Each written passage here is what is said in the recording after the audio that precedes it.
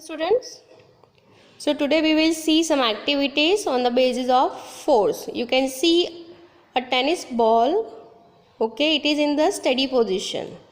So without touching, you cannot allow the ball to move from its place. So whenever you want to apply an external force, there should be interaction between an object and applied force. So suppose I just slightly apply a push, then this ball comes in a motion. Okay, if you apply little bit more force, the speed will increase. So whenever you want to move any steady object, you have to apply force. Okay, second object's experiment, that a force can change the shape of an object. Suppose I have a paper cup. If I fold it, I applied a force, I can change its shape. Okay, I can crush the whole paper cup, but for that I have to apply force. Okay, suppose you are familiar with this clay. We use clay to make various kind of shapes. This is for KG students. So to make or change the shape of any object, we have to apply force. Apply a force, I can change its shape. I can make a model also with this clay, and for that I have to apply force on it. So for that, interaction is compulsory, means you have to touch the object, then only you can apply a force, otherwise you cannot. Now students, to change the shape of this particular clay, I have to apply force with my hand. Okay, so which kind of force I am using?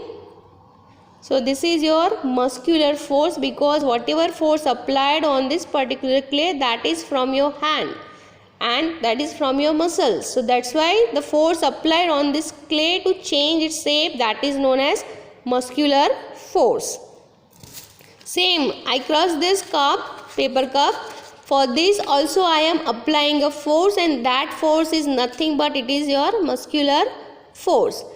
Okay, so you can understand now that if you want to apply a muscular force, you have to touch that particular object, otherwise you cannot do anything.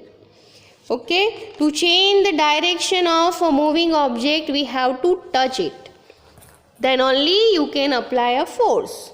I can stop the object, I can just move an object. Okay, that is only possible whenever you touch that particular object.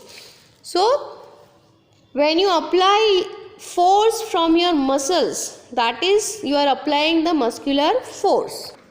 If I want to lift anything, suppose I have a pen stand, I have to lift this pen stand, I have to touch that pen stand and lift it, means I am applying a force, muscular force. Okay, just next force we will discuss. I am just move this object. After some times, it will stop. Let's see. I am just rolling a ball on the ground. You can see it.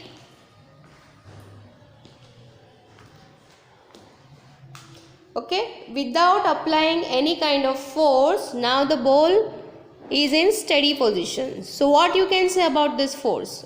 I am not touching the ball, I am not applying any force on the ball, then also the ball has stopped. So what we can say?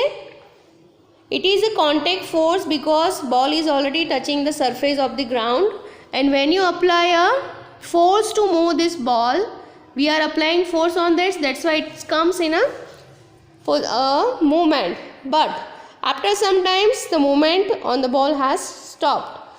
So which force is applied? We are not doing any kind of action, but some force is applied so that this ball stops. So that force is known as friction force. The force between the surface of ground and surface of this ball.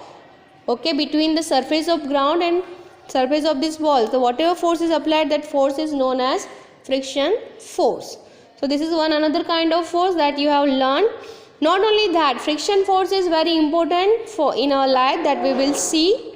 Okay, so these are some examples I have shown you, that in which the force applied and the characteristics of force you have learned through this.